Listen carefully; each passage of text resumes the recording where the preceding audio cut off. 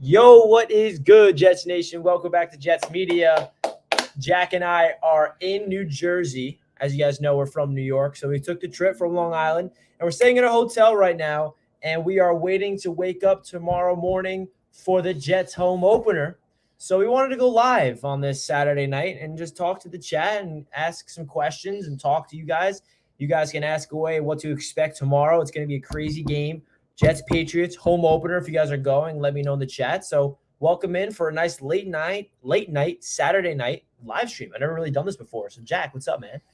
What up? What up? What up? Happy to be here in Secaucus, New Jersey, where we're staying in this hotel. We will be at the stadium bright and early tomorrow morning, and I couldn't be more excited, man. Obviously, we were unable to go to games last year, so I haven't been to a football game, to a Jets game in 2 years. So I'm extremely excited to be back at MetLife. Richie, this is his first time at MetLife since before he went away to college, because he went up there and was pretty good about catching as many Jets-Bills games up in Buffalo where he went to school.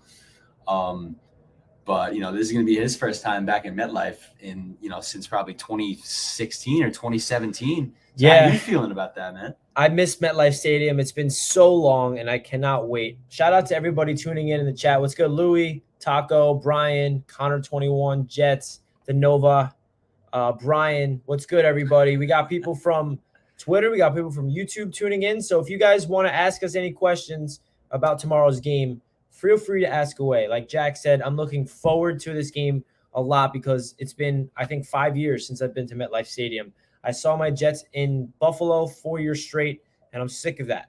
I want to be able to watch them in our home stadium, and I obviously saw them last week in Charlotte. First question of the night is from Taco Fall. What up, Taco? Always appreciate you tuning into the chat. How can the offensive line improve, and how can the defensive line stand out? Well, I think the biggest factor for the offensive line improving, obviously we know Makai's out right now for the next couple of weeks, a decent amount. So what needs to happen is them to be able to have chemistry and communication, because Bill Belichick is going to be throwing a bunch of stunts at them. They're going to be trying to confuse the offensive line, attack the specific protections that they saw in film, and it's going to be hard to do. But that's really all that matters. Win your one-on-one and don't let a free runner come by and get Zach. And the most important, another factor is establishing a run game. And then on the defensive line of things, what do you think about the defensive line? How do they need to stand out in this game? I think the defense needs to get after Mac Jones, because let's not, forget that, on the flip side of things, it's not just, Bill Belichick coming after Zach Wilson. It's also Robert Saleh getting the chance to go after Mac Jones. So I think they got to get to Mac Jones, rattle Mac Jones. That means the defensive line is going to have to be, playing well, getting pressures, just really everybody just needs to be executing at a much higher level than we executed last week on defense, even though we, did pretty well overall on defense. Not fantastic, but we had a pretty solid first, at least for the first game of the season. I thought the defense looked pretty good overall last week, especially with all the injuries that we've had on that side of the ball. But this is a bigger challenge than the Carolina Panthers for sure. This is Bill Belichick, the greatest head coach in NFL history. Coming to town in a division rivalry game. He's beaten the Jets, the last 10 times they've met up. So this is certainly a huge challenge for this young Jets defense. I think that, the fact that we're going to be at MetLife going crazy is certainly going to help this team. I certainly think it's going to be a factor. And, me and Richie are going to be trying our best to lose our voices tomorrow for sure.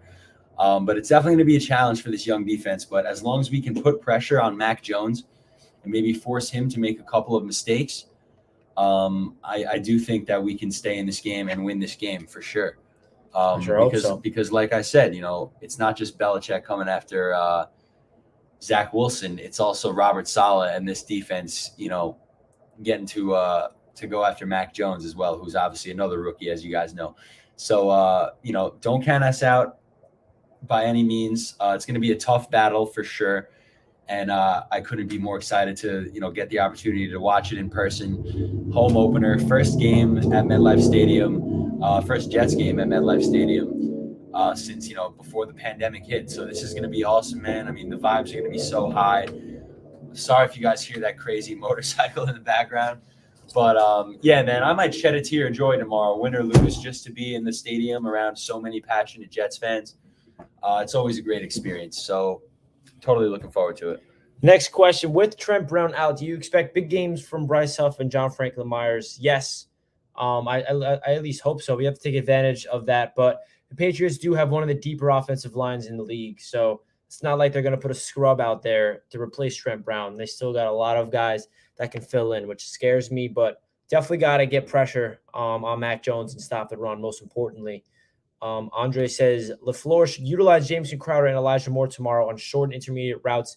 Get them in space and use their speed. Yes, if you watch the Patriots and Dolphins game, the one thing that I noticed was, the Dolphins did a lot of quick slants and got, Jalen Waddle and Devontae Parker and all their guys got the ball out quickly, and it gave Tua an opportunity to get in rhythm. They didn't really have the best game, but they got a lot of easy first downs, 1st and 10, quick slant, 11-yard gain. Like, that's what we got to do. The Patriots secondary, it's not as great as it once was. That's not their strength of this team. They still got some guys out there like Jalen Mills, an established veteran, J.C. Jackson, and those guys. But I like our odds when it comes to Elijah Moore and Crowder in the slot, because that they're going to really try to shut down Corey Davis. So this is a game where the wide receivers outside of Corey Davis need to step up, and it's a good sign that Crowder and Cole will be back for this game. I just want to make a point real quick. What's up, JH Sports? Go on. Yeah, I just want to make a point real quick, because on the drive here today, me and Richie were listening to Connor Hughes' podcast, and he just, reiterated what we all already know about this receiving core. But, the fact of the matter is that even, Keelan Cole, who's no scrub by any means, even Keelan Cole, who's, our number 4 receiver, you go back to last year, the year before that, he would have been our number 1 wide receiver, man. So the fact that we even have this depth at wide receiver now, we have our number 1 guy in Corey Davis. He showed up week 1 big time. We know what we can expect out of him. Elijah Moore didn't really show up. He had a very down game week 1, but, we all still think the sky's the limit for him. 100% he's going to put the league on notice very soon. Jameson Crowder, he's, probably been the biggest bright spot on our offense over the last 3 years. And then you get a guy like Keelan Cole, who, as I just said, is no scrub by any means. You look at the tape of him, and he's, making some Odell Beckham style catches out there. And he's just, a solid veteran presence to have, and especially as a number 4. So I just want to reiterate to you guys how we really come so far in as far as our receiving core goes. And as Richie just mentioned, we're in a position now where if they do shut down Corey Davis, or, make an effort to shut down Corey Davis, we can beat you with other guys. So I'm super excited to see how this receiving core matches up against the Patriots secondary. Because they have a very good secondary, but they are down a couple key guys. So it's going to be interesting, man. I sure hope so. I think this receiving core is going to be fun. And then the big question is about Denzel Mims. We all know that situation. Doesn't seem like he is part of the rotation right now. He's more of the utility guy that comes off if someone needs a breather or if there's an injury. I wouldn't be shocked if he's a healthy scratch tomorrow, because you can only go active with so many receivers. Anthony says, I know you watched all 22. Did Hall do decently at corner? What do you think about our secondary tomorrow? Finally, if Davis gets double teamed, still starting fantasy. Good job, boys. Appreciate it, Anthony. Bryce Hall did very well. Yeah, he only got targeted twice, and one of them was a reception, and that only reception was against Christian McCaffrey, and it was an option route from McCaffrey over the middle. That's borderline impossible to defend, and Bryce Hall tackled him immediately. So Bryce Hall didn't really get a lot of targets. The only other target went his way. It was a deep shot down the right sideline to Robbie Anderson, and Bryce Hall was with him stride for stride. So it's a good – not only Bryce Hall played well, Michael Carter II had a phenomenal play. I love rewatching that, because it just shows the fundamentals that these young cornerbacks are being taught from Saleh and a young, defensive backs coach and these guys. If you watch that defensive play, it was rookie on rookie, Terrence Marshall in the slot against Michael Carter II in the slot. It's a slot fade. They throw it up, perfectly placed ball. The ball is in Marshall's hands, and then Michael Carter II's all over him, sticks his fist in between his hands, rips the ball out. Like, that's just perfect fundamental cornerback football play. And that's a really good sign to see a rookie like that shine that way in game one. And then outside of that, Javelin Guidry had a really insane tackle in open field against Christian McCaffrey to get the ball back onto the offense, which resulted in that 90-yard touchdown drive from Zach Wilson and the New York Jets offense. So the young corners look impressive. Brandon Eccles also had a really big hit. He looked like he had tight coverage. Now, we can't expect that to happen every game. There's going to be times when the corners get absolutely torched. Brandon Eccles is going to give up a deep ball. He's going to have a holding penalty. He's going to have some ebbs and flows. That's just natural part of being a rookie in this league, as well as Michael Carter II, as well as Bryce Hall. He's only year 2. So our expectations need to be realistic with these guys. But when it comes to week 1, they looked very good, especially with our expectations going into that game. And then lastly, Davis getting double teamed, still starting fantasy. That honestly depends who you got to replace him with. I would still start him in fantasy because he is Zach's number 1 option. He's going to be feeding him the ball. He's going to be trying to, even though Bill Belichick is going to try his best to shut him down. I still think Corey Davis is going to put up solid numbers. Maybe not 28 points like last week. I don't think he's going to do that, but I would still start him. I think Corey is also the undisputed number 1 red zone target as well. Maybe as the season goes on, I imagine Tyler Kroft is going to be a sneaky kind of, maybe even like tight end flex option, because I think that he's going to eventually be the red zone target. You see it with a bunch of different teams. You saw it with the Redskins the other night with Logan Thomas, who I had on my fantasy team, who I was hoping he would get a touchdown. Never happened. It went to Ricky Seals-Jones. It was a great play. But Corey Davis is definitely going to be on my roster this week. I drafted him, I think, in the 9th round. Such a steal. 27 points, 28 points week 1. Richie before moved him from my flex to my wide receiver 1 in my league. Not that it means anything at all, but it's just more of a statement than anything. So yeah, I'm definitely starting Corey this week. I imagine I'll be starting him all year. Obviously, the Jet fan bias is coming into play there a little bit. I mean, he's coming off a 28 he's also just a very, very solid fantasy option, especially this year where he fell so late in pretty much every draft. Yeah, big sleeper this year. The running will be interesting. Salah will try to establish it again, but it was iffy at Carolina. Yeah, it wasn't iffy against Carolina. It was terrible.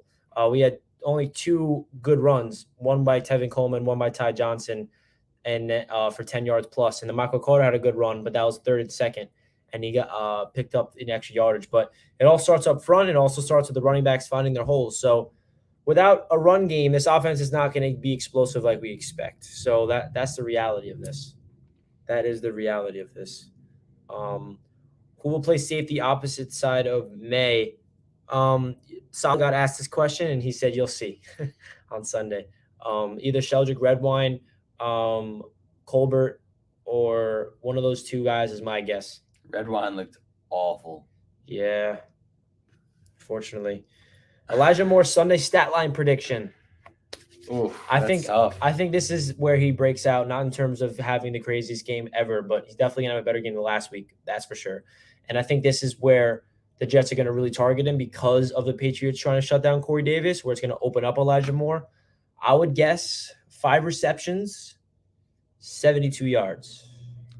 I was telling Richie maybe yesterday or whenever it was earlier this week that I want on the first drive, within the first 3 plays, I want to see the ball in Elijah Moore's hands instantly. I want to see a design play for Elijah Moore, whether it's a little bubble screen or an out route or a slant. I want to see a design play to get the ball in Elijah Moore's hands quickly. Hopefully it's in a little bit of space, but I just want to see a reception to Elijah Moore within the first 3 plays of the game. Get this guy going, get rid of the jitters, get him, comfortable, flowing with the movement of a game at the pro level. Because it just looked like, there was just, I don't know what was going on. There was just some sort of disconnect with him last week. Obviously, we all want to see him catch that, that long ball that Zach, threw with a flick of the wrist. That would have been, the highlight of our week as Jets fans for sure. It would have changed the entire game. Yeah, absolutely. So, I'm just looking to see the ball in Elijah Moore's hands within the first 3 plays of the game, get him started early, get him going, and let's see what this guy has, man, because, of course, it was definitely a disappointment week 1. But obviously, the sky is the limit for Elijah Moore, man. That's how we all feel. So what's your stat prediction? The stat prediction, I don't know. I still want to be on the conservative side. Yeah, then do it. I'm going to go probably 5 catches for I'll take that. Yeah, absolutely. 5 catches for I'll say like maybe like 70 yards. Yeah, I said 5 catches, 72 yards. 65 yards maybe. I'm hoping he's the kind of guy that really does have that big play potential though. So like it could be like he could finish with like 2 receptions for like 90 yards. You know what I'm saying? Like that's the type of player he is. Like obviously he could be that workhorse in the slot where you just hit him on quick routes and let him do his thing in space. But he could also definitely be that guy where it's just, you go to him a couple times a game and he's just there for the big play. Facts, man. Facts. So it's kind of hard to predict his stat line. It is. It's hard to predict anything. Someone wants a hotel tour. Here's your hotel tour. Yeah. There it is. We got our nice queen beds. That's really all to it. We're just sitting in a nice hotel right next to MetLife. Let's see. What are we doing? I saw a good question. Richie, how will the Jets take on the Pats tight ends? So this is something that is definitely concerning. They have a duo of Hunter Henry and Jonnu Smith that are very good. And we didn't really have a tight end issue last week because we're going up against Dan Arnold and Ian Thomas, who I shook his hand. Remember, he went to a party at our hometown, which is weird. But it's going to be all about Hamza Nasruddin. He needs to be playing, I don't expect him to play lockdown defense as a rookie. He's definitely not going to be able to, hopefully makes a couple plays. But Hamza, CJ Mosley, Delshon Phillips, who's now the Mike linebacker with Jamin Sherwood injured, as well as Jared Davis, of course. So it's going to be tough. I'm expecting Jonnu Smith. If you have Jonnu Smith, start him in fantasy. I'm expecting him to kind of do very well. I think Mac Jones is going to feed him the ball. Yeah, it's going to be tough, man. Sherwood's obviously, well, I saw in the injury report he was doubtful, but he's not going to be playing, right? Who? Sherwood? Yeah, he's out. He's out. Yeah, he's not. He'll probably be back next week. It's not that serious. He's tweaked his ankle. Expecting, obviously Hamza Nasruddin has to have a big day in terms of, being able to stay with either Hunter Henry or Jonnu Smith. CJ looked good in week 1 in terms of I'm happy, first of all, got through the game healthy. That's most important. We finally saw a full game of CJ Mosley playing football for the New York Jets. Yeah. And he's healthy afterwards. He looked very fast. I need to see an amazing play, though. I need to see an incredible play. Of course we do, yeah. I'm expecting that. Like, it's got to happen tomorrow. It's crazy, too, because he's not playing the middle. He's not playing middle linebacker. He's playing, I think he's the will, which is pretty interesting. But that's the scheme, it's different than last year's scheme, so that's why. Let's see.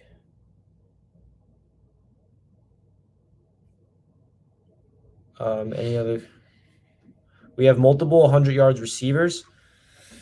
For this game, I mean, I feel like we have potential to have 100-yard receivers in one game. Maybe tomorrow, maybe not. I think Corey Davis and Elijah Moore can easily get 100 yards in the same game once this year. I think more than once. It comes down to the game plan. I hope that we don't have a 1,000-yard season. I think that if Corey Davis stays healthy for 17 games, I bet that he gets 1,000 yards this year. I would. Yeah. I would bet that. I tweeted it earlier. The only thing holding that back is if Corey Davis or something happens to Zach Wilson. If Zach Wilson and Corey Davis stay healthy all year long, Corey Davis will have 1,000 yards. I don't think that's a bold take. Yeah, he had 98 yards in week 1. He's the number 1 target. 17 games to get 1,000 yards is not that hard. Yeah, if you think about it. Any in-season trade? You know what, Alexis? It's kind of early for that. After week 1, you can't really talk about trades. That has to be at least 3 or 4 or 5 weeks to. We'll see what where we're at, where we stand record wise as we approach the week 8 My deadline. God. Hey Richie, I met your best friend when he came into Dollar Tree the other day. I'm a cashier who you told about your YouTube channel. It's great to meet you. Wow, I remember you, Rachel. That was a long time ago. I'm assuming you met Paul. Wonder how that conversation came up. But shout out to you. I'm happy you found the channel. That's funny. That's awesome. Stat line prediction for Wilson. Stat line predictions are rough, man. You know, I want him to have 5 touchdowns and 400 yards, but that's not going to happen. What am I going to say? Yeah. All right. Realistic stat line prediction: one passing touchdown, one rushing touchdown for Zach Wilson, 270 yards, and a fumble loss. No pick. Fumble loss. Yeah, he's a rookie. He's gonna fumble. Okay, all right. I'm gonna go. It's not gonna be perfect. I'm gonna go with an improvement from last week. I think that. Oh yeah, and a completion percentage improvement from last week. Yeah, well, I can't tell you completion percentage. But I will tell you that Zach Wilson will improve from last week. He will throw for 300 yards, 2 passing touchdowns, and 0 turnovers. Okay. So same amount of tutties, slightly more yards, no turnovers. He will not be the reason that the Jets lose tomorrow. And I'm not saying that the Jets are going to lose tomorrow, but if the Jets lose tomorrow, it will not be because of the play of Zach Wilson. That is my prediction. I hope that's the case. That sounds like right. That's all we want to. That's like the name of the game this year. You know, obviously we're not trying to go 0-17, but if Zach looks like a viable quarterback, which I think as of right now, I'm very happy with the way he looks. Then we're rolling, man. What do you think the leading running back will be for the Jets for the game? Well, Tevin Coleman's going to get the carry first, but doesn't mean he's going to be, the lead guy. What happens with this running back committee that LaFleur says is whoever feels like is hot in the moment is going to stay in the game. So if I had to guess one person, I'm hoping it's Mike Carter. I think he showed a lot in week 1, even though we didn't really see anything from all 3 running backs. But I saw a nice pass catch from Michael Carter out of the flat to pick up 12 yards. I saw Michael Carter get the ball in 3rd and 2 and he got stuffed. And he easily could have got tackled and gave up on the play and it would have been 4th. But instead he kept those, thick legs that he's got turning and he picks up the first down somehow. So Michael Carter obviously didn't have the greatest debut. He had a drop as a screen pass for his first play, had to get the jitters out of the way. But I'm hoping that it's Mike Carter to be the lead back. I think that Michael Carter shows a lot of potential. Obviously we didn't see much of him last week, but I think that he has a lot of potential to be our most versatile running back in terms of as a pass catcher and as a runner. So I agree with you. I'm hoping it's Michael Carter as well. I want to see all these Joe Douglas draft picks be successful. I really do. And what I don't really want to see is us running the ball to Tevin Coleman on first down every time. I want to see an improved game plan this week because we got to remember it's not just all these young players that we're looking for improvement from, but we also have a first-year head coach and a first-year offensive coordinator. The game plan, at least for the first half, looked non-existent last week. So I'm looking for a much better game from our offensive coordinator. I'm looking for him to switch it up and come out of the gate, with just more tempo and speed and, pass the ball. Don't be afraid to pass the ball, early in the game. I obviously understand we have to set up the run game, but if it's not working, don't continue to hand the ball off to Tevin Coleman, on every first down. That was giving me massive Frank Gore, Adam Gase vibes, and it was scaring the crap out of me in the first half. So I'm looking for them to come out of the gates firing, on all cylinders all game, not just in the second half, but all 4 quarters. And that includes Robert Saleh. He needs to be that high energy guy that we, were hyped that we hired him. When we hired him, we were hyped for him to be that, kind of high energy guy that we hadn't seen on our sidelines in a long time. So we need him to be that for all 4 quarters, not just the second half. And I think we have a chance, man. It's going to be these MetLife fans.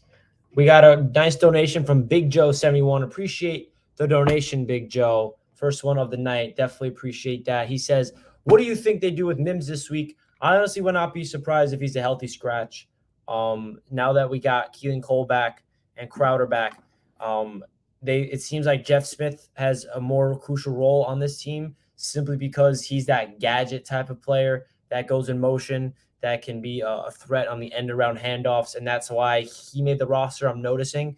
Denzel Mims is more of a perimeter threat. And listen, I wish Denzel Mims could play and find a spot right now, but obviously the coaching staff sees something in Denzel that we don't. And I think the issue with Denzel so far in training camp and everything, he's been a step behind ever since he came into OTAs with food poisoning, and then he didn't have a lot of time and didn't get a good grasp of the playbook. I think Denzel's problem right now that I see based on what I'm hearing from Robert Saleh on the floor and even Corey Davis is it's not a physical talent problem. It's his mental ability to understand the playbook and understand his spots. So hopefully he can start getting a good grasp of it and prove to the coaching staff that he can learn every single position at a high level, because you can be the most physically talented player in this league and not have a good grasp and not be intelligent and not have a work ethic and not play well. I'm not saying that's totally Denzel Mims, but it seems like he doesn't understand all three wide receiver positions like the veterans do. He's still a young guy. He feels like he's been playing catch up his entire career. Even as a rookie, he tears his gets a hamstring injury in training camp, misses all training camp, and then pulls his other hamstring right before the season. He's out for the first couple of weeks. It's just been it's an unfortunate situation with Denzel. We also have to realize, not saying this is going to happen with him, but some stories with wide receivers is different. Corey Davis, 5th overall pick, and the expectations for Corey Davis was to light up the league. He was a late bloomer. He had injury concerns early on with Titans.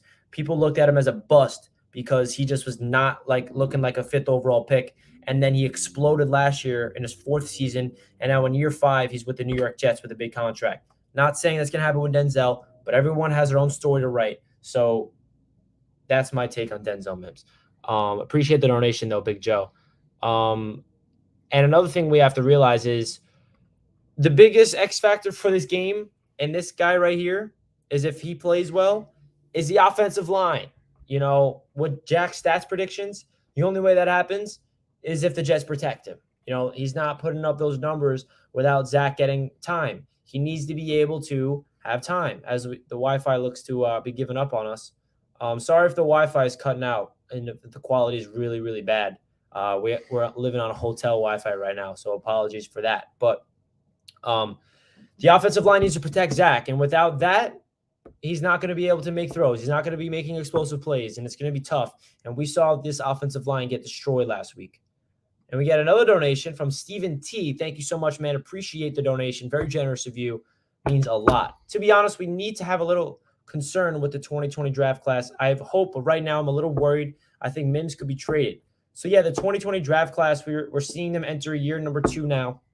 Our first-round pick, I think most of us are happy with it with Mekhi, but obviously he's down with an injury. And some people, are like, yo, he's injury prone. And I don't know, guys. I really think that was like any left tackle in that situation with a big man falling on you when your back's turned and a big man is getting chucked into your knee. That's just a fluke thing that happens in football. It's a violent game and it's unfortunate. I really feel like Becton is going to prove to be a guy if he stays on the field. That's the only question mark. I feel like even though he had a couple, 2 or 3 snaps last week when he was healthy, that was a little other than those 3 snaps, he looked very good. And that's the thing about offensive line play is you get one bad play and everyone's talking about it. And then you have 10 straight dominant plays and no one really notices.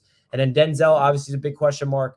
And then we understand, I just to give my entire take on Denzel, James Morgan was a flop, obviously. But I will say Bryce Hall, if he could be a starting cornerback, that's a really big deal. And listen, I was talking to Jack about the 2020 draft class, and this is an excuse about it. But we also have to realize that was attached to the scheme in place of Adam Gase and Greg Williams. So Joe Douglas drafted guys that he liked that fit the scheme of the Gase and the Greg Williams defense and offense. So that's how I look at it. Obviously, I don't think the Jets would have drafted some of those players if Robert Saleh was the coach. That's all I'll say. Because if you notice their draft this year with Saleh, it was completely different than we've ever seen from a Jets GM. And there's a lot of other players in that draft class. Jabari Zuniga did not live up to it. Ashton Davis, we're still waiting to see if he can get healthy. I'm not writing him off yet because we haven't really seen a full time of him being healthy and playing football. So it's hard to write off Ashton Davis yet. But he has a big opportunity to play this year with the injury to LaMarcus Joyner. So hopefully he get healthy and he can play for us. And then Braden Mann, you can't really talk about a punter, but he got hurt. And it's just luck's not going our way. So we'll see. We got another donation, a super sticker from Mendel. Thank you so much for the super sticker, man. Appreciate it. Are you guys going to the game tomorrow? Yes, we are going to the game. We are currently staying at a hotel right now down the street from MetLife Stadium. We're going to wake up early, head to the stadium and tailgating, and I'll be live during the tailgate around 11 p.m. or 10 p.m., one of those, 10 a.m., sorry. Yeah, p.m. I'm confused. Pulling for you, Richie. Appreciate that. Lucky you. Thank you so much. I think you're a Dolphins fan, if I'm not mistaken. Appreciate you tuning in. Go Jets. Yes, sir. Let's go. Let's see.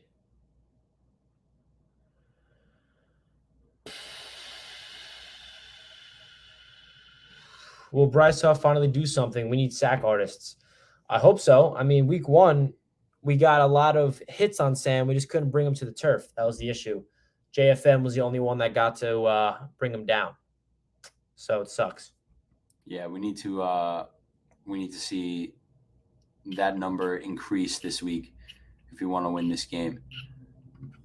Can we sack Mac Jones like 3 or 4 times? Is that too much to ask, man? I know, and this is a top 5 O-line we're going up against, so it's going to be tough. And Mac Jones gets rid of the ball very quickly. The Miami Dolphins blitzed the Patriots 19 times, and they sacked them once because of the protection and Mac Jones getting rid of the ball.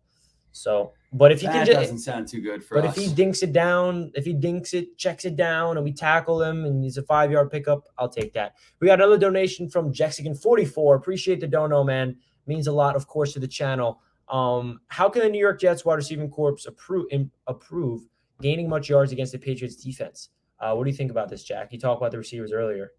Yeah, I think that it comes down to is if our offensive line is going to be able to protect Zach and give him enough time to see the field and to go through his reads and make the right decision. But like I mentioned a few moments ago, I think that I'm really hoping to see a lot of improvement from LaFleur, our offensive coordinator, this week in terms of his game plan and his play calling to spread the ball around. Get Elijah Moore involved early. Don't feel like you need to keep running the ball if it's not working because you feel the need to establish some sort of running attack. If the running game is not working, then pass the ball. We have a rookie quarterback who, he needs to throw touchdowns. He needs to throw interceptions. He just needs to be, getting his playing time and developing. So if the running game is not working, don't force it.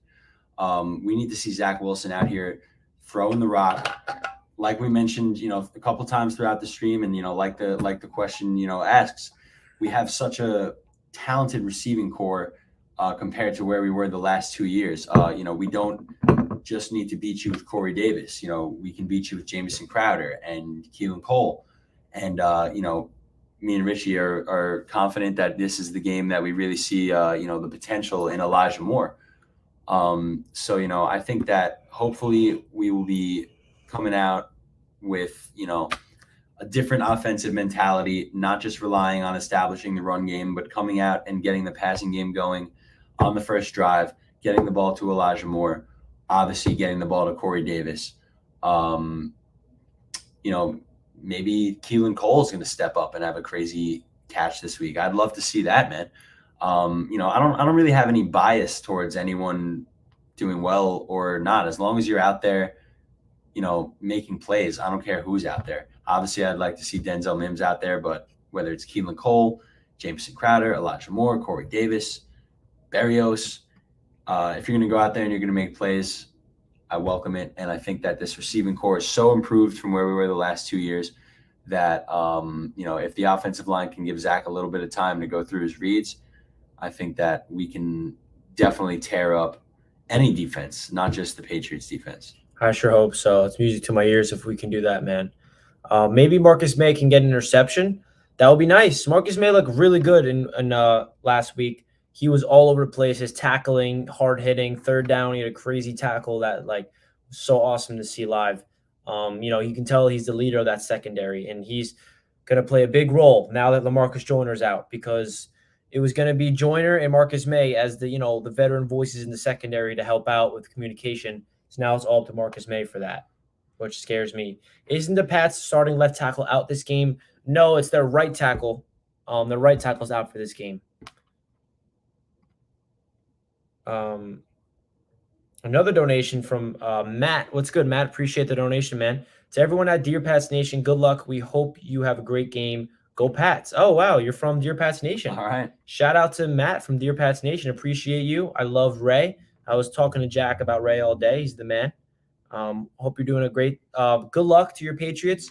It's going to be a battle. And the way I would look at this from Patriots fans' perspective and Jets fans' perspective, this is the beginning of a new era of the Jets Patriot rivalry. For so long, you guys had Tom Brady and you guys destroyed us. And now we got two rookie quarterbacks from the same draft class, Zach Wilson versus Mac Jones, going up against each other twice a year. And I think Patriots fans and Jets fans hope that it's going to be this way for a long time. 10 years from now, we're still talking about Mac Jones versus Zach Wilson in the division. That'll be fun. I sure hope that happens for both sides. Jets upset would be so tight. It would be so tight. Niners worldwide. It would. I'd be very happy. Oh my God, the 3+ hour drive home would be so worth it. What's good, King Jamie the Mad? Appreciate the support as always, man. Good luck tomorrow, Jets fans. I have my hands full worrying about my defense holding Lamar down, but I will be watching your Jets too. I want to be there when you guys turn this around. Appreciate that, man. You've been through it from the beginning. I appreciate it. I know you're a Kansas City Chiefs fan, and good luck to your Chiefs. I think they're going to take care of business tomorrow. Mahomes is just ridiculous. Now that you guys have a real offensive line, I don't know what else to say about that quarterback. He really just blows me away every time I watch him. Yeah, he's so sick. In a couple of years, we'll be battling like it was packed in the past. Yeah, Matt, I really think so. I feel like the Jets-Patriot rivalry, it hasn't been that competitive for the past couple of seasons. You guys have beat us every single time. The only time we beat you was 2015. But hopefully it can get back to the competitive way, and the Jets can at least be, in the games against you guys because Bill Belichick has, the control over this franchise, that's for sure.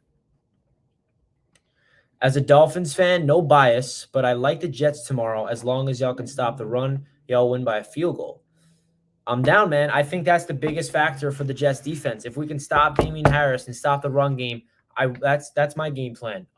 Not that I have any say, but that's what I would want to see. I think their approach to the game is shut down the run, force Mac Jones to try to beat us with his arm. I think I feel way more comfortable with Mac Jones throwing the ball 40, 50 times this game. And then they just keep feeding the ball to the running backs because the Pats' O-line is ridiculous in the run game. They're just so well coached and they're like machines, and the running backs are very good. So I think that's the key as well, man. Another donation from the Flying Machine Collective. Appreciate the dono, man. What should be our defensive game plan? Oh, wow, I just said it. Also, I'll be at the game. Hopefully I'll meet you at the game, man. Can't wait to meet you. Jack, I said my defensive game plan, what I would do.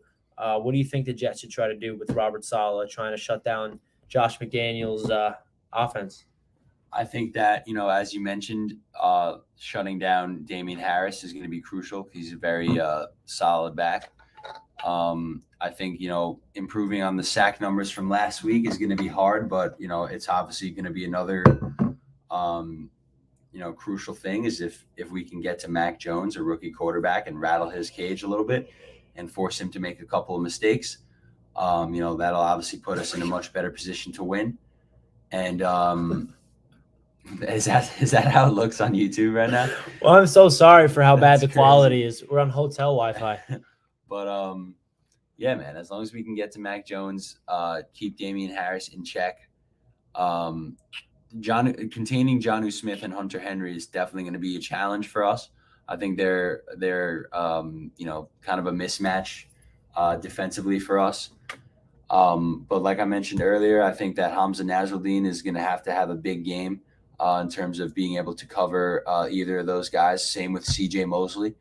Our linebackers need to step up and cover these tight ends because the Patriots, have certainly still have potential in their wide receiver core, but it's not a proven group of guys by any means. These are guys that have potential but haven't really proven anything on the field.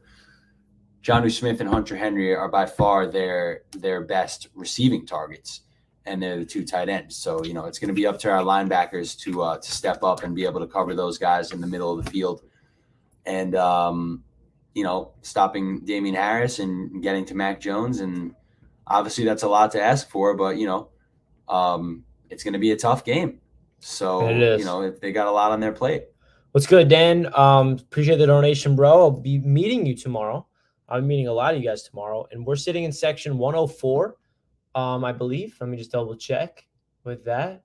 We'll be tailgating, I think, in lot J tomorrow. So wherever you guys are going to be, let us know. We're going to be chilling, man. Let's see. Yeah, section 104, Dan. 104. Let's see some screens to our running backs and Elijah. I'm down, Kyle. I'm down. How beautiful was the play calls for the Panthers to McCaffrey? Those are really awesome screen designs. Like it was like a play action to McCaffrey, and then Darnold looked right, and then he looked back left to McCaffrey, and he had so much space. Hopefully we can do something like that. Another donation from Big Joey. Appreciate it, bro. Very appreciative of you. Very generous donations. Looking forward, what do you think the Jets look for position-wise in next year's draft? I think it's going to be offensive line in the first round until this offensive line is like solidified. But we do have 2 first rounds. So I wouldn't be surprised if we go offense again. I really wouldn't.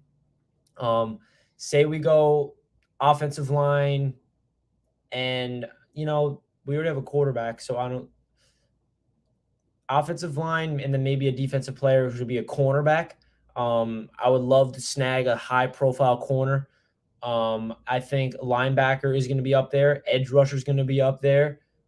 Safety is going to be up there, but I wouldn't want to draft a safety early in the draft, but if we can snag a nice safety in the second round or third round, that would be dope. Because offensive line and secondary. Yeah. Sure. Tight end. Yeah. That's a big one. If we can snag a tight end early in this year's draft, like we have 2 firsts, 2 seconds, I'd take a tight end with one of those 4 picks. If he really has that much upside, because if you look at this offense that we're implementing, we need a solid tight end. And I like what I'm seeing for Tyler Kroft, but he's obviously not the future. He's just a veteran that's hopefully going to be reliable. I also think the secondary can hold it down.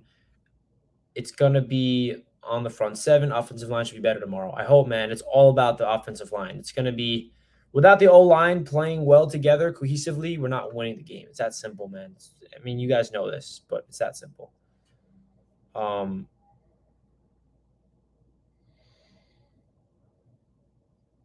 Click on the YouTube stream again. Let's see how the YouTube is looking. It's not that bad right now. Oh, it's not bad. Whenever that pulls up and there's a little bad Wi-Fi, that's when that happens. Oh, yeah? Yeah. I don't know about you boys, but I'm not going to get much sleep. I feel like a kid on Christmas Eve night. Tyler, that was me last week, and it's going to be me tonight. I woke up last week on Sunday in Charlotte. I ate breakfast, and I just couldn't eat. I literally did not eat food until like 7 p.m. because I was so anxious. I feel like I was going on the field to play football. I don't know why. I just can't control my emotions. And I'm literally like, yo, why am I letting the Jets control the way I feel right now? Like, I can't do anything about it. It's going to be like Step Brothers. Me and you are going to be like talking from across the room in our own beds. And we'll be like, Rich, what's up? Yeah. Like, Robert Sala. It's going to be that until 4 a.m. Shit. Yeah, I don't know if much sleep is going to be had. Hopefully. I want to see some Elijah Moore Mims tomorrow. Let's hope they're used more in the game. Go Jets. I think we're going to see a lot of Elijah Moore this game. I really believe that. I don't think we're going to see a lot of Mims unless there's injuries, unfortunately. Now that Keelan Cole and Jameson Crowder's back, it doesn't seem like Mims is in the rotation right now. Receivers have to block in order for screens to work. Yeah, that's a big factor, man. You got to be able to have all 11 guys contribute each play. That's the way you got to win on offense. You need to be able to be cohesive. You need to be able to, like, it's all about the running backs, the tight ends, the receivers, the offensive line, the quarterback. It's all 11 guys on every single play. Keelan Cole is going to surprise. I like Keelan Cole, man. I think that he's a nice veteran presence. He's right in the prime of his career, age-wise. 28 is a very good age to be at when you're a wide receiver.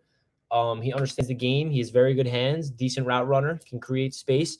I think he's going to be a reliable target. I can see Keelan Cole getting 4 receptions tomorrow. I could definitely see that. Hopefully more catches the ball this week. I hope so, man. He had a really nice reception in the game last week. They got called back due to a penalty, which is unfortunate.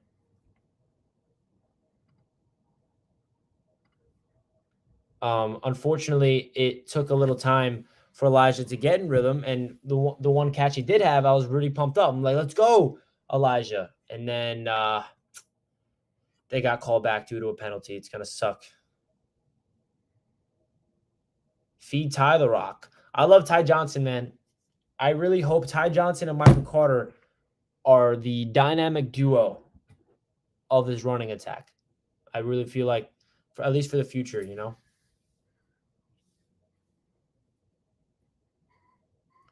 But yeah, guys, we're getting ready. Is anybody going to the tailgate tomorrow? Anybody in the chat tailgating tomorrow? Let me know. My brother and I are diehard Pats fans. We are both pumped up for tomorrow. Go Jets. It's time for the new era. Let's go, man. I can't believe you and your brother are going at each other head to head. Hopefully you win the battle, which means we win the battle, the New York Jets. It's going to be a crazy game. I'm just hoping it's competitive, man. If this game goes down to the wire and we lose and we see Zach Wilson play well and we see flashes from the young defense, we see flashes from the coaching staff making adjustments, and we lose all the way until the end, and everyone comes out healthy for the most part, I'm going to be happy tomorrow. Like, there's a way, and I know that sounds like a cop-out, loser's mentality, but no, I understand the reality of this team right now and what this season is about. For me, it's not about wins or losses. It's about the development of an identity, a culture, like looking like a competent franchise with a direction. Like, those things go a long way. Absolutely. It all starts with the owner and the GM. You have a great coach, and the team has a lot of promising players too. I can't wait until your pieces fall into place and we fight for the playoffs together. If we go up against the Kansas City Chiefs in the playoffs in my life, then we made it. I don't know how we're going to get past the Chiefs ever, but that would be sick. And it is all about up front. You know, the owner, he doesn't really have much say just because it's really up to Joe Douglas. And Douglas has a long-term plan with his team, and he's maintaining cap flexibility. He understands that he's not going to put all of his money into 1 year to sacrifice next year. He has a long-term vision for this thing. So I got a lot of high hopes for the way he's building this team. Absolutely. Yo, Richie and Jack. What's good, Jersey Dolphins? Appreciate you tuning in as What always, up, man. Jersey Dolphins. You don't establish a winning culture by losing. Yes, I totally agree. And to your point, man, there's some people that are like, hey, why don't you guys just tank this year for a better draft pick since you're rebuilding so you can get a higher pick? That I disagree with. I'm not saying we have to tank and lose on purpose at all. That does not build a winning culture. You need to win games in order to build an identity. But all I'm saying is if the Jets are competitive tomorrow against a team where we're the complete underdogs, and we see Zach Wilson play well, and we see the young guys on defense play well, and it's a promising day, but we just can't come out with the W, I'm going to feel optimistic. I'm going to feel happy about that. Obviously, I'd be very disappointed in the loss, but there's some way. Like, for example, last week, what the Jets showed me at the end of the game gave me a lot of reason to be excited for the future. Does the Patriots got a good front seven? Yes, and it's going to be a very tough one. Yeah, it's going to be a tough fought battle in the trenches tomorrow for sure. This game is an early test of how effective Saleh and the coaching staff really is. This is the adversity to overcome. Yes, indeed, Kyle. Saleh said himself he's looking forward to adversity because it builds character. So this is a big test for Saleh. It's a big test for LaFleur. And we also have to realize Zach Wilson's a rookie quarterback. Mike LaFleur is a rookie offensive play caller. Robert Saleh is a rookie head coach. Everybody's new to this. Nobody's experienced in their roles right now. You know, Jeff Ulbrich has been a defensive coordinator. He's the only one out of the coaching staff that has experience. And Brant Boyer, obviously, for special teams. Mike LaFleur obviously had a very shaky week one, and that's expected. He's a 34-year-old, first time in his life calling plays. Like, you can't expect him to be brilliant right out of the gate unless he's just, the next coming of Sean McVay or something. Like, you can't expect that. He's going to learn from his mistakes. You play to win the game. Yes, you do, Big Joe. I've never been a fan of tanking, even last year. Have a great time at the game, boys. Appreciate that. Appreciate that, Bill Hall.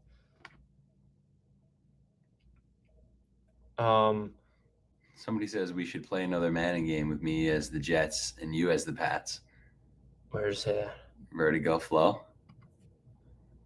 Yeah, let's do it.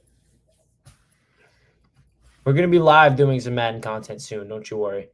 I wish we brought the PS5 here, but we honestly should have. We should have. You think Vera Tucker can bounce back tomorrow? I mean, Vera Tucker did not have a bad game. See, that's the funny thing about offensive line play, because you see one play of him getting beat, and then you immediately assume he had a tough game. That's the fact. And then you see a grade from PFF. I don't read too much into those, but obviously AVT did not have the most dominant rookie debut. He didn't look the greatest like we expected, but there was some really good film on AVT where he got a lot of good push. He protected Zach, good in the run game, and then there's a couple plays where he got beat and he did not look good. That's going to happen for a rookie. I'm hoping that he has a better game this week than last week for sure. So, yeah, guys, we're going to be live just for another 5 more minutes. So get in your last final questions. Jack and I are waking up super early tomorrow for the tailgate. So if you guys are going to the tailgate, please let me know. My eyes will not close watching a pissed off and motivated Elijah Moore on every passing down. Facts. Elijah Moore needs to be involved in this offense. He needs to be involved heavily. Get the ball in his hands. Can't wait to go there. Jets fan from Massachusetts coming there tomorrow. Let's go, man. We'll see you tomorrow. Let's go. Taking the trip. And you're in enemy territory, too. You traveling with them, too? Good for you, Marty. Watch the tape on Dolphins versus Pats, and the Patriots lost that game rather than the Dolphins beating them. I agree, honestly. Richie said the same thing before. I really agree. I watched it. I watched the condensed film of the Patriots and Dolphins. Like, I don't know how the Patriots lost. Do you want to know how they lost?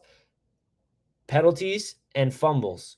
That's not going to happen every game with Bill Belichick. That was a game for them to win. And but you also have to tip your cap to the Dolphins for making a play on defense, forcing fumbles. You can't just, the Patriots didn't just drop the ball. The D-backs, punch that ball out. They get coached to force those turnovers as well.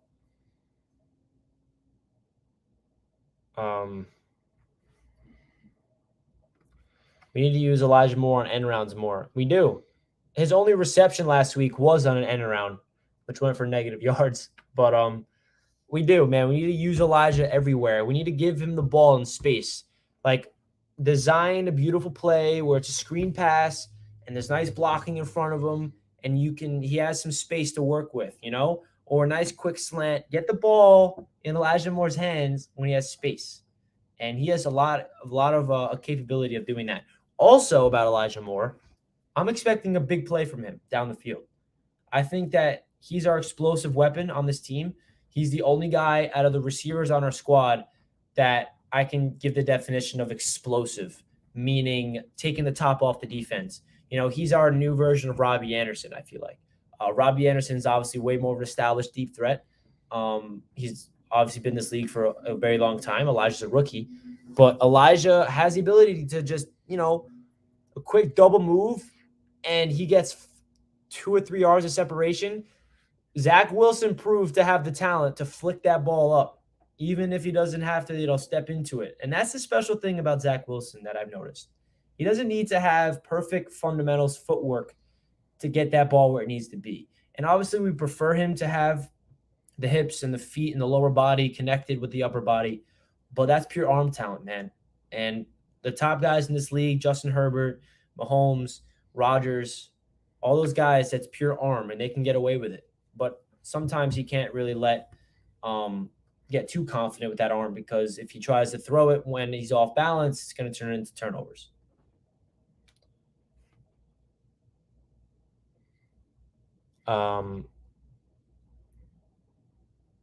Yeah, let's hope the Jets can keep the penalties down. That's for sure. We can't just, we can't give this game up. I don't want to hand this game to the Patriots on a silver platter. Hopefully we don't beat ourselves. Because that's just money in the bank when you're going against Bill Belichick, bro. He's going to expose you at every level he can. So if we start beating ourselves, we're done for. We have to play a pretty, I don't want to use the word perfect, but pretty damn close to perfect game tomorrow. In all phases, special teams needs to be solid. The defense needs to be able to, handle what McDaniels and Mac Jones is going to be throwing at them. And then, Bill Belichick is one of the greatest defensive minds this league has ever seen. So, don't get it twisted, man. We're up for an extreme challenge tomorrow. And, it's definitely, going to be, I think, probably a nice wake-up call for, not saying we're going to lose the game, but it's going to be a nice, welcome to the league moment for Robert Saleh. Obviously, he's been in the league, but, welcome to being a head coach. Here's Bill Belichick on the other sideline. Like, this is what he has for you. So, if we start beating ourselves with penalties and God forbid we fumble the ball, it's going to be tough. So we have to play, pretty damn close to perfect. It's going to be a tough battle, but, we're going to be there for it, screaming at the top of our lungs, doing everything we can to cheer on this Jets team. Because they're going to need it, man, because the Pats are coming to town, and it's always, we always tend to play them close. But the reality is that, the last 10 times we've seen the Pats, we haven't beat them once. So it's going to be tough. And I don't mean to, come out of nowhere being super pessimistic, but just trying to give it to you straight, give it to you guys straight. And, this is going to be a big test for Robert Saleh, for LaFleur, for Zach Wilson, for everybody. This is, a very, very big game. Because if we do manage to beat the Patriots tomorrow, their season is kind of screwed. They're starting 0-2 in the division. That's a pretty tough hole to get yourself out of, when you're no longer the kings of the division. The Buffalo Bills are now, it's their division to lose. I never thought I'd say that at any point in my life, but that's where we are. It's the Bills' division to lose. So if the Pats start 0-2 in the division, it's going to be tough for them to find their way into the postseason this year. So, if we come out and beat this team, I will be crying tears of joy. It'll be fantastic. But it's going to be a tough fought battle, man, to the very end on all phases. Because it's Belichick that we're dealing with, It's the greatest coach in history, as much as it pains me to say it. He's the greatest coach the game has ever seen. And, it's going to be interesting to see how this young team and young coaching staff really, can handle them. Yeah, not to be, a pessimist either, but it's more realistic. The Patriots' strengths go right into our weaknesses, and that's why this matchup is going to be really hard for the Jets to win, because our offensive line is a glaring weakness. Their defensive front is a very big strength, and that is a big advantage to the Patriots, and that's something that I'm scared about, obviously. So that's something that we have to look out for sure. Who's going to win up front? Most likely the Patriots going to win up front. I think that our defensive line has a chance to really, be even with their O-line. I have a lot of high expectations for our defensive line. We need to be able to stop the run game for sure and get to the quarterback. It's that simple, guys. So that's going to wrap up this live stream. Quick Jets Q&A one all the way in New Jersey. As you guys know, we're not from Jersey. We're from New York. So we're in a new state right now watching the Jets, which is pretty remarkable. But yeah, guys, I'll see you guys tomorrow. If you guys are going to be here, let me know. DM me on Twitter. I'd love to meet some of you guys. Appreciate you tuning in to the stream on a late night Saturday. It's 11 p.m., so get some rest. Enjoy some Sunday football tomorrow. And go to sleep manifesting a Jets victory, baby. Yes. Let's go. Let's do it. Let's get this dub. I don't care. Let's get this dub. Low scoring, 14-10 Jets. All right, PJ. I love the optimism, man. I love it. Let's go. Good night, everybody. We will enjoy the game. We appreciate each and every one of you guys that has been tuning into the channel, that is in the chat. Smash that like button if you guys enjoyed. I really do love you guys. Let's go, Jets. Can't wait for tomorrow. Peace out, guys. See you tomorrow. Let's go, baby. Let's go, Jets.